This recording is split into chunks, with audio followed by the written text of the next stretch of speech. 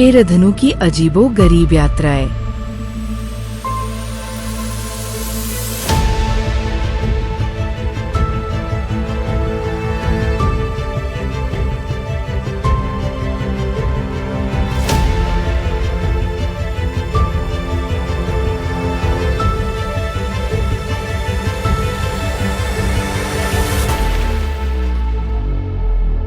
शेरधनु की पहली यात्रा द लैंड ऑफ टर्टल है।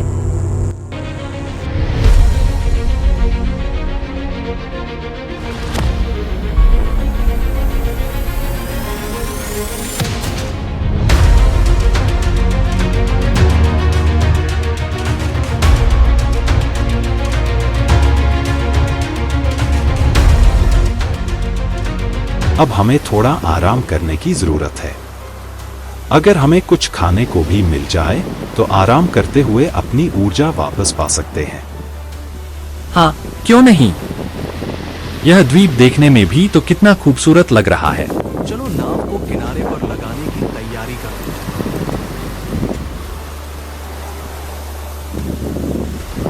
कितना हरा भरा और शानदार द्वीप लग रहा है। ऐसा लग रहा है जैसे मन को पूरी तरह मोह ले रहा हो।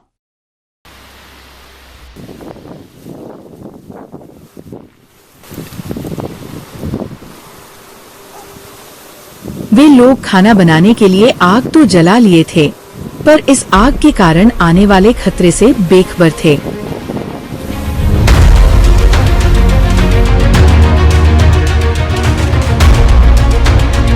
यह द्वीप एक कछुए से बना हुआ था।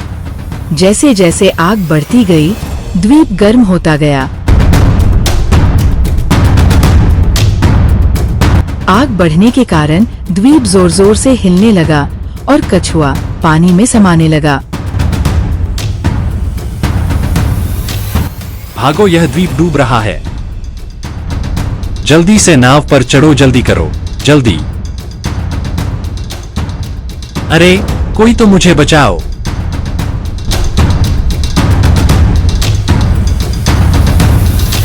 द्वीप के डूबने के कारण इतनी जोर से लहर उठी कि उसकी नाव भी डूबने लगी।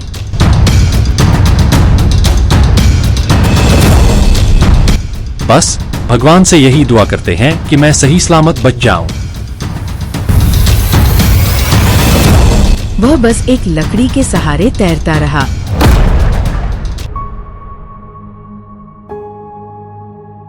वह कई दिनों तक सामने के द्वीप पर पड़ा रहा। कई दिनों तक वो उस द्वीप पर रहा और हर घड़ी, हर लम्हा वह अपने घर, अपने शहर जाने का सोचता रहा। पर उम्मीद कायम हो तो क्या नहीं हो सकता है। उसकी दूसरी यात्रा। ये कहानी एक अनोखे और रोमांचक द्वीप की है जिसका नाम था द लैंड ऑफ डायमंड। एक ऐसी जगह जहां हर तरफ बस चमक ही चमक थी। बारो, जो एक साहसी और सपने देखने वाला व्यक्ति था, कभी सोच भी नहीं सकता था कि वह इस जगह तक पहुंच पाएगा। यह द्वीप किसी कल्पना से परे था, पर यह द्वीप रहस्यमयी सांपों से भरा हुआ था।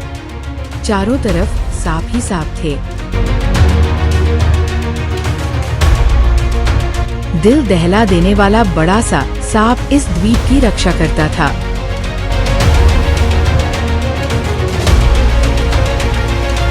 उसके सारे साथी उसे छोड़कर चले गए थे, पर शेरधनु उन हीरों को पाने की कोशिश में जुट गया।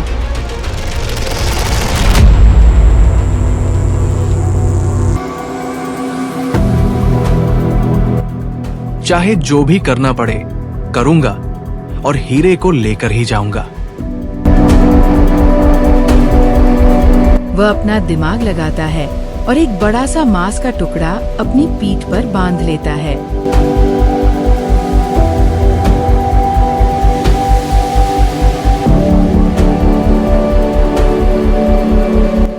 वह बहुत सारे हीरों को चुनकर भर लेता है।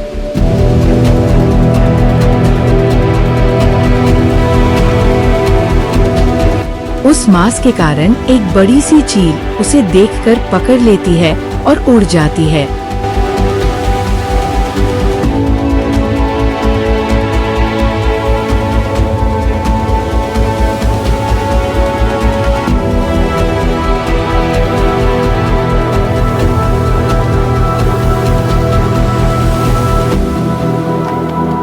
उस द्वीप से बाहर निकलने के बाद शेरधनु मांस का टुकड़ा उस चील को दे देता है। हीरा लेकर शेरधनु अपने दोस्तों के साथ मजे से अपने शहर लौट जाता है। उसकी तीसरी यात्रा ऐसी थी कि कोई नहीं करना चाहेगा। नई चीजों की खोज की लालसा के कारण वह इस बार एक ऐसी अजीब जगह पर आ गया था जिसका नाम था द लैंड ऑफ डार्कनेस।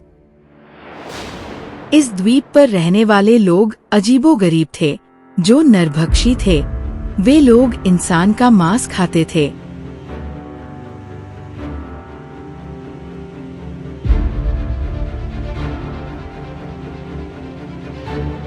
कितना अंधेरा और डरावना द्वीप है।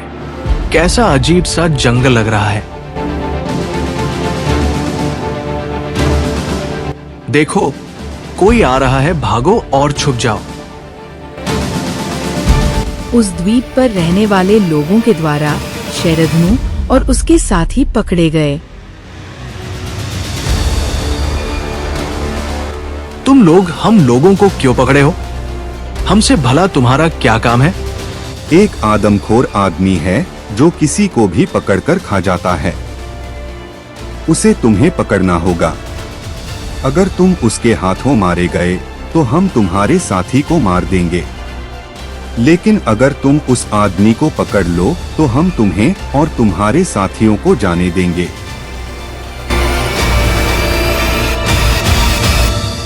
उम्मीद से वे लोग पूजा किए कि अब उसके गांव में खुशियां आएंगी। शेरधनु भाला लेकर जंगल की ओर जाने लगा। गांव के लोगों को शेरधनु से बहुत उम्मीदें थी।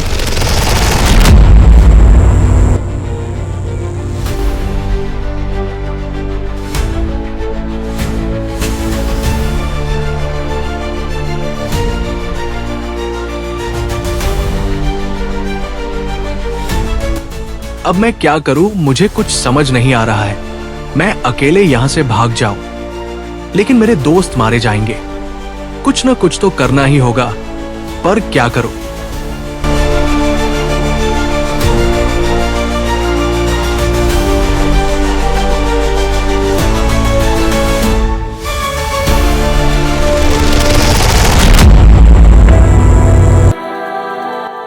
शेरधनु को एक तरकीब दिमाग में आई। वह नशीली जड़ी बूटियों को मिलाकर एक स्वादिष्ट भोजन बनाता है और उसे रास्ते पर रख देता है।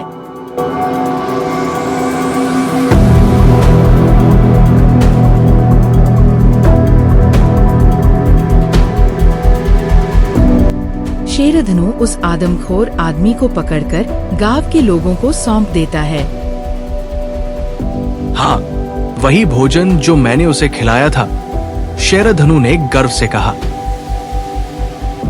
इस सफर ने मुझे सिखा दिया कि कभी तुम्हारे जीवन में अचानक से कोई भी मुश्किल आ सकती है, तो कभी तुम डायमंड वाला द्वीप जैसा सुख पा सकते हो, तो कभी तुम्हें मौत से भी सामना हो सकता है।